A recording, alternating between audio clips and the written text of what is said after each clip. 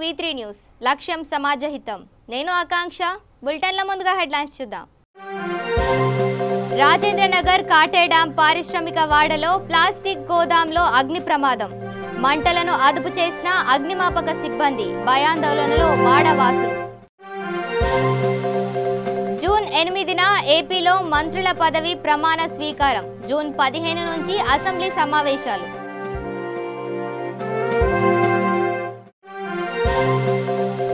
రంగారెడ్డి జిల్లా షాద్నగర్లో ఆగని నీటి ఎద్దడి అరకొరగా నీరు వస్తే ఏం తాగాలన్న కాలనీ వాసుల ఆగ్రహం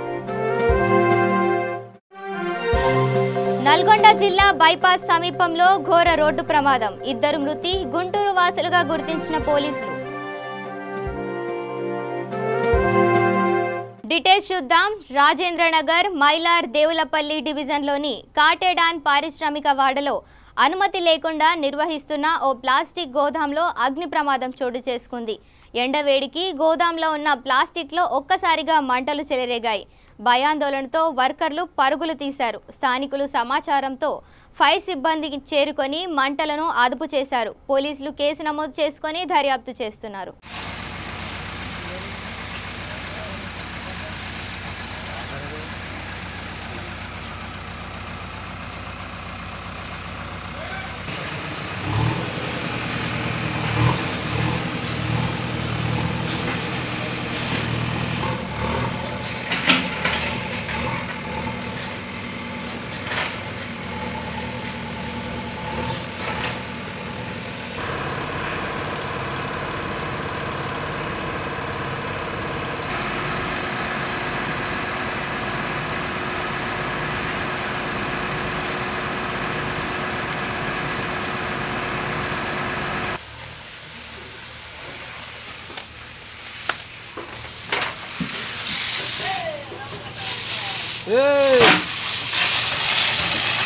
तो कोने से दे पको इधर हटा इधर थोड़ा हटाओ ये हटाओ भाई वो खंभा रहने से टर्न हो रहा हो इसमें पुल आ गया ना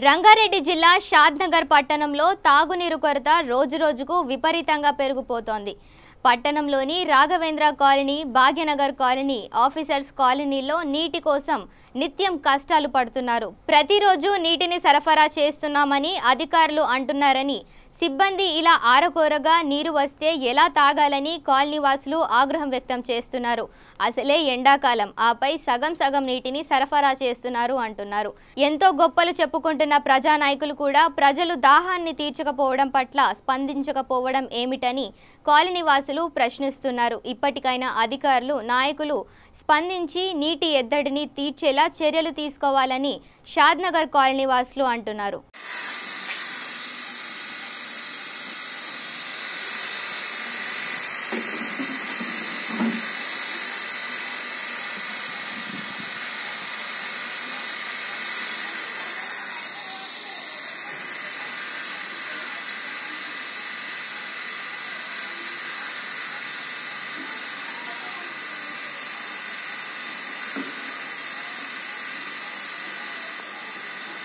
నల్గొండ జిల్లా బైపాస్ సమీపంలో ఘోర రోడ్డు ప్రమాదం చోటు చేసుకుంది. డీసీఎం వాహనాన్ని వెనుక నుంచి వచ్చిన బైక్ ఢీకొనడంతో అక్కడికక్కడే ఇద్దరు మృతి చెందారు. మృతులు శ్రీనివాసరావు, చింత నరసింహ గుంటూరు వాసులుగా పోలీసులు గుర్తించారు.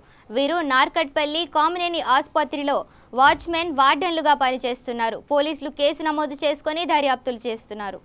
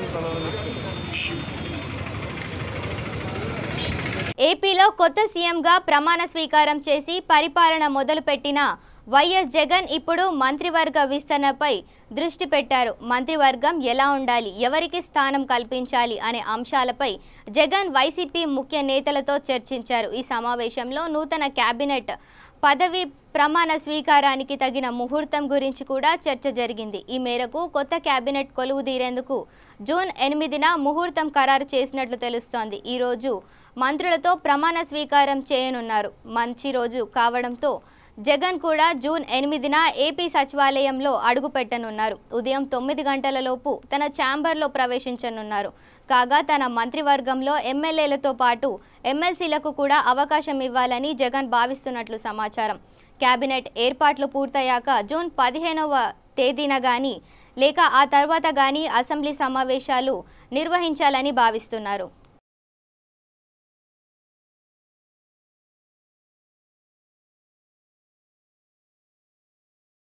కర్నూలు జిల్లా పోలకల్ గ్రామంలో జరుగుతున్న మహాత్మా గాంధీ ఉపాధి హామీ పథకం పనులను ఏపీడీ బాలకృష్ణుడు తనిఖీలు నిర్వహించారు. కూలీలకు కొలతల ప్రకారం పని చేయాలని చెప్పారు. ఆ తనిఖీల్లో భాగంగా ఏపీఓ మెదన్ భాష, ఫీల్డ్ అసిస్టెంట్ సతీష్, వివిధ గ్రూప్ల మేటీలు రామకృష్ణ మొదలగు వారు పాల్గొన్నారు.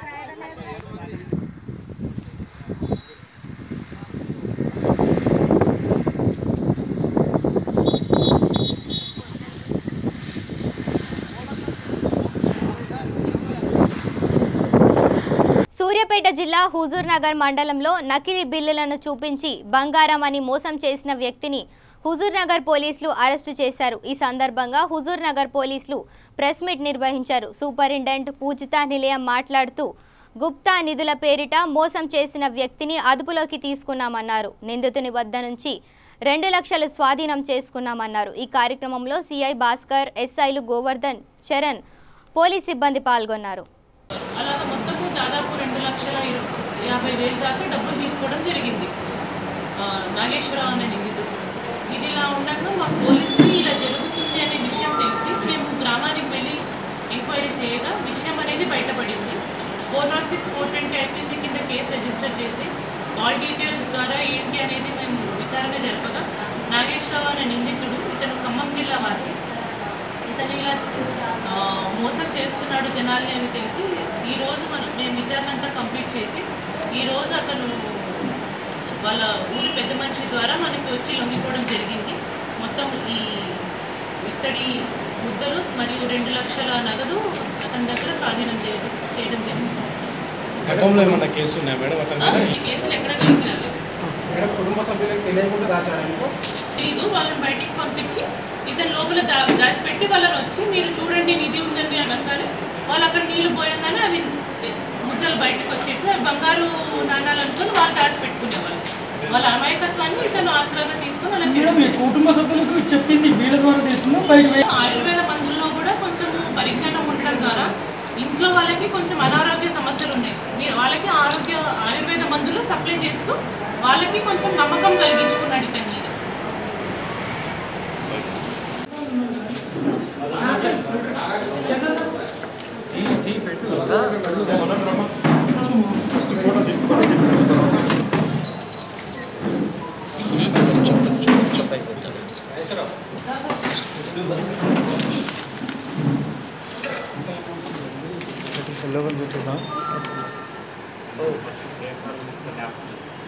లైట్ పని చేయాలిగా.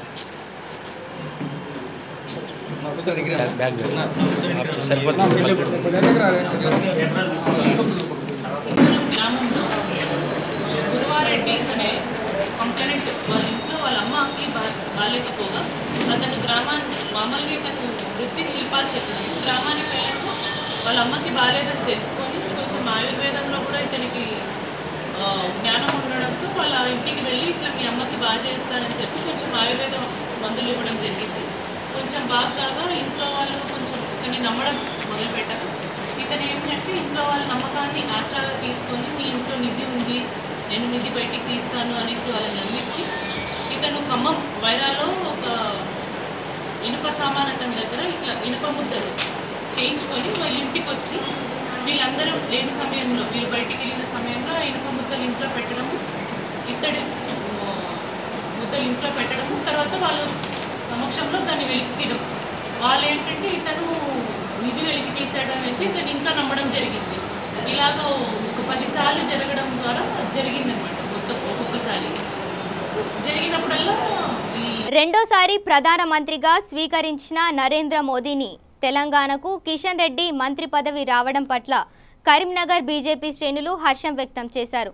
స్థానిక తెలంగాణ చౌక్లో బాణాసంచా కాల్చి మిఠాయిలు పంచిపెట్టారు. జిల్లా అధ్యక్షుడు భాషా సత్యనారాయణ మాట్లాడుతూ దేశ ప్రజలు నరేంద్ర మోదీని మళ్లీ ప్రధాని చేయాలని నిర్ణయించుకొని బీజేపీకి పట్టం కట్టారు. కిషన్ రెడ్డికి మంత్రి పదవి రావడం పట్ల తెలంగాణ ప్రజలు ఆనందం వ్యక్తం చేస్తున్నారని అన్నారు.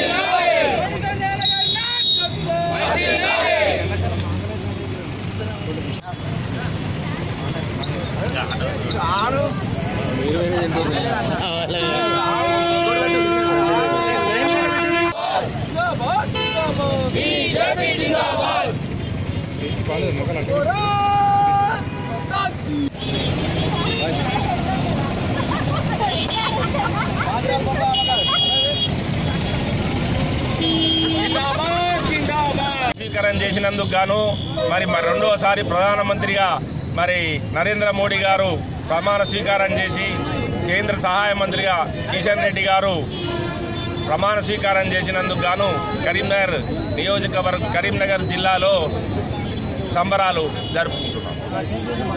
10 మంది ప్రజల మదిని దోచిన నేత, నిజాయితీ పాలనకు నిలువెత్తు నిదర్శనం, దేశ విదేశీ ప్రముఖుల యొక్క మన్ననలను పొందినటువంటి నేత. అంతేకాకుండా నిన్న రాత్రి 7 గంటలకు రాష్ట్రపతి భవన్లో కమల కాంతుల మధ్య రెండవసారి ప్రధానమంత్రిగా పదవీ స్వీకారం చేసి ఆయన క్యాబినెట్లో 60 మంది మంత్రులకు కూడా కేంద్ర సహాయ మంత్రులను కూడా ప్రమాణ స్వీకారం చేయించినటువంటి ఘనత శ్రీ నరేంద్ర మోడీ గారికి దక్కుతుంది. వారికి ముందు దేశాన్ని దేశీయంగా ప్రపంచ దేశాలలో మన దేశాన్ని అగ్రరాజ్యంగా తీసుకుపోవాలని భగవంతుడు వారికి ఆయురారోగ్యాలు ప్రసాదించాలని ప్రార్థిస్తూ వారు రెండవసారి ప్రధానమంత్రిగా నిన్న పదవీ స్వీకారం చేసిన వారికి శుభాకాంక్షలు తెలియజేస్తున్నాం. అంతేకాకుండా మన అట్టడుగు వర్గాల నుండి, అంతేకాకుండా గ్రామీణ ప్రాంతం నుండి, పేద రైతు కుటుంబం నుండి వచ్చినటువంటి కిషన్ రెడ్డి గారు, గతంలో నేను కిషన్ రెడ్డి గారు కొన్ని సంవత్సరాలు హైదరాబాదులో ఉండి మేము పార్టీ కార్యక్రమాలను విస్తరింపడానికి పనిచేసినాము. మేమిద్దరం చాలా కాలంగా కలిసి ఉన్నాము. నా మిత్రుడు. అదేవిధంగా కింది స్థాయి నుండి కార్యకర్తలను పటిష్టం చేస్తూ పార్టీని అభివృద్ధి చేస్తూ ఉమ్మడి జిల్లాకు 2 పర్యాయాలు అధ్యక్షులుగా ఉండి, తెలంగాణకు కూడా 1 పర్యాయం అధ్యక్షులుగా ఉండి, 3 సార్లు ఎమ్మెల్యేగా ఉండి, మరి జాతీయ స్థాయి యువమోర్చా అధ్యక్షుడిగా ఉండి ఈరోజు సికింద్రాబాద్ కాన్స్టిట్యున్సీ నుంచి ఎంపీగా ఎన్నికై కేంద్ర మంత్రి సహాయ మంత్రిగా అయినందుకు చాలా సంతోషంగా ఉంది. ఈ తెలంగాణనే కాకుండా ఆంధ్రలో కూడా ఉమ్మడి రాష్ట్రాలలో మరి పార్టీని పటిష్టం చేసి రాబోయే ఎన్నికల్లో కిషన్ రెడ్డి గారి నాయకత్వాన మరి తెలంగాణలో అటు ఆంధ్రాలో అధికారానికి రాబోతున్నామని, వారి ఛాయశక్తులు పనిచేస్తారని, వారి కేంద్ర మంత్రిగా ప్రమాణ స్వీకారం చేసినందుకు వారికి శుభాకాంక్షలు తెలియజేస్తున్నాను జిల్లా పార్టీ తరఫున. యాదాద్రి భువనగిరి జిల్లా బొమ్మల రామారం మండలంలోని హాజీపూర్ బాధిత కుటుంబాలను జాతీయ బీసీ కమిషనర్ ఉపాధ్యక్షులు శ్రీ లోకేష్ ప్రజాపతి, జాతీయ బీసీ కమిషన్ సభ్యులు శ్రీ తల్లోజు ఆచారి, శ్రీ కోసవేంద్ర పటేల్ హాజీపూర్ గ్రామానికి విచ్చేసి బాధితులను పరామర్శించారు.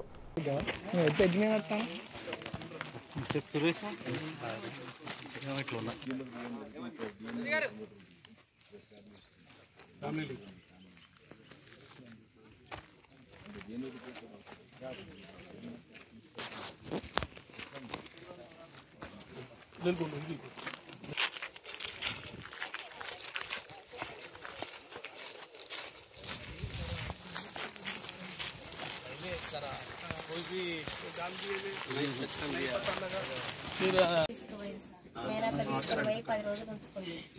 11వ నాడు పంపించిందంట. ఒక్కదాన్నే పంపించిందంట. ఏం రావు సార్, బస్సులు లేవు, ఆటోలు నడుచుకుంటూనే ఉండేది, నడుచుకుంటూనే తమ్ముడా ఆ బాబుకు ఈమె కంటే పెద్ద ఈమె బాబనా నానా ఈమె పెద్ద బుద్ధి. ఈమె తర్వాత పోయినాడు. ఆమె తర్వాత చదివిందా? 11 ఈమె 12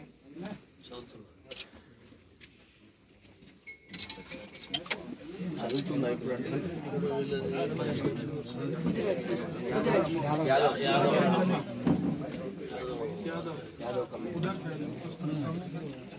ఇట్లా చూసేది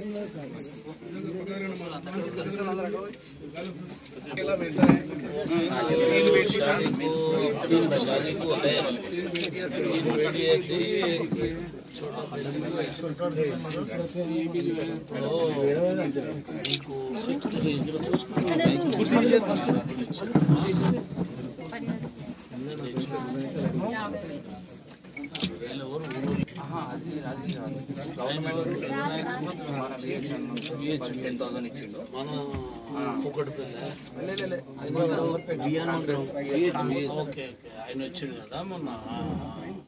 అవి కావు, అవి వాళ్ళు గవర్నమెంట్ తరఫున ఏం రాలేదు సార్. 25,000 ఇచ్చాం సార్.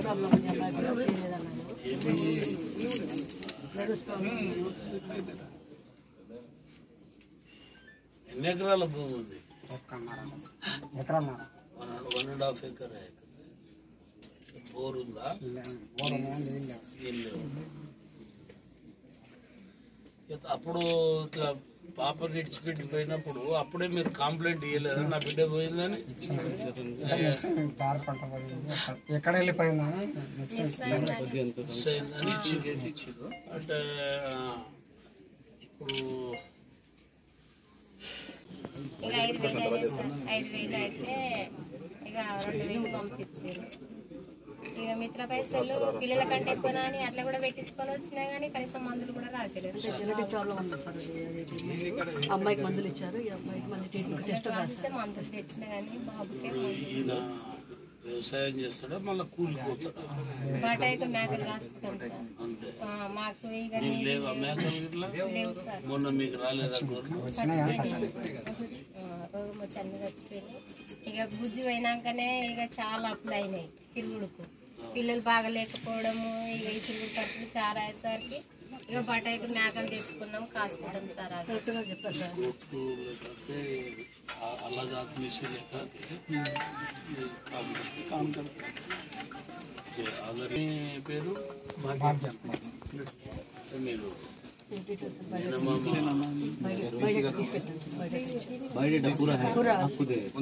చూద్దాం. మేము వచ్చిందే మీకు మీ 3 కుటుంబాలకు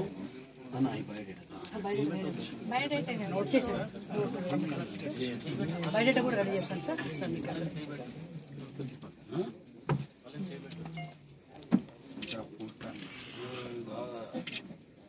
పోయిన అమ్మాయిలు రారు కానీ అసలు ఉన్న అమ్మాయిల కన్నా మంచిగా జరగలేదు సార్. ఒక బస్సు లేదు ఈ ఊరికి.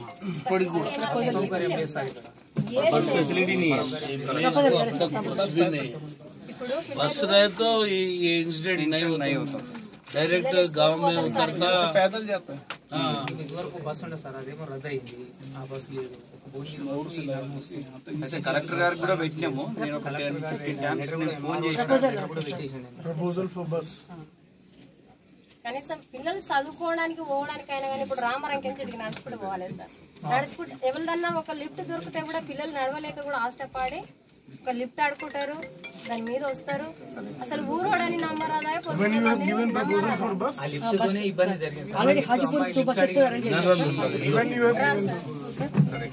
సమాజంలో గొప్ప పనులకు గుర్తింపుగా ప్రైడ్ ఆఫ్ తెలంగాణ అవార్డులను అందిస్తున్న round table India pride of Telangana అవార్డులను 13 కేటగిరీల్లో నామినేషన్లకు ఆహ్వాన కార్యక్రమం నిర్వహించారు. రౌండ్ టేబుల్ ఇండియా అందించే ప్రతిష్టాత్మక ప్రైడ్ ఆఫ్ తెలంగాణ అవార్డులను జూన్ 29న అందించనున్నట్లు సంస్థ ప్రతినిధులు మీడియాకు తెలిపారు. హెచ్ఐసిసిలో నిర్వహించిన సమావేశం అవార్డులను కేటగిరీ వివరాలను తెలిపారు. ఈ కార్యక్రమంలో రౌండ్ టేబుల్ ఇండియా ప్రతినిధులు కవల్ ప్రీత్ సింగ్, కృష్ణ జైన్, నరన్ జైన్ పాటు పలువురు ప్రతినిధులు పాల్గొన్నారు. And coming to the first press meet of Pride of Telangana 2019. The event was conducted even last year and was massively successful. The 2019 edition Pride of Telangana is bigger than ever. The Pride of Telangana seeks to recognize those individuals who have made a meaningful impact to our society. Giving this objective, we have created 13 award categories.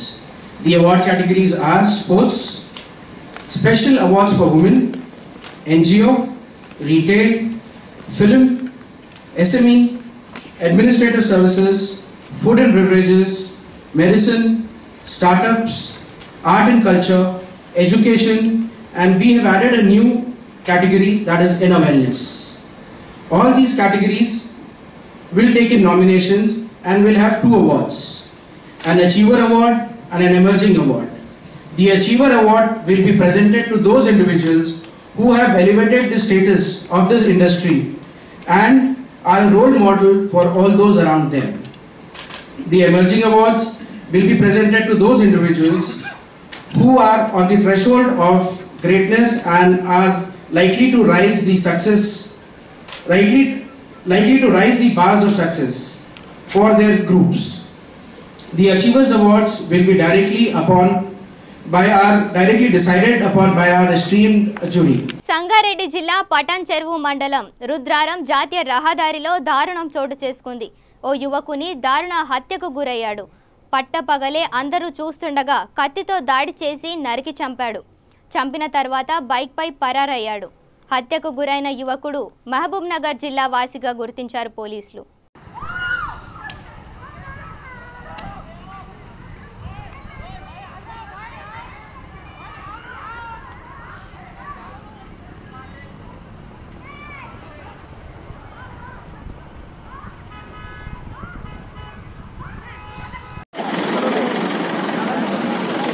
Bulletin ముగించే ముందు headlines మరోసారి చూద్దాం. Rajendranagar కాటే dam పారిశ్రామిక వాడలో plastic గోదాంలో అగ్ని ప్రమాదం. మంటలను అదుపు చేసిన అగ్నిమాపక సిబ్బంది, భయాందోళనలో వాడవాసులు. జూన్ 8న ఏపీలో మంత్రుల పదవి ప్రమాణ స్వీకారం. జూన్ 15 నుంచి అసెంబ్లీ సమావేశాలు.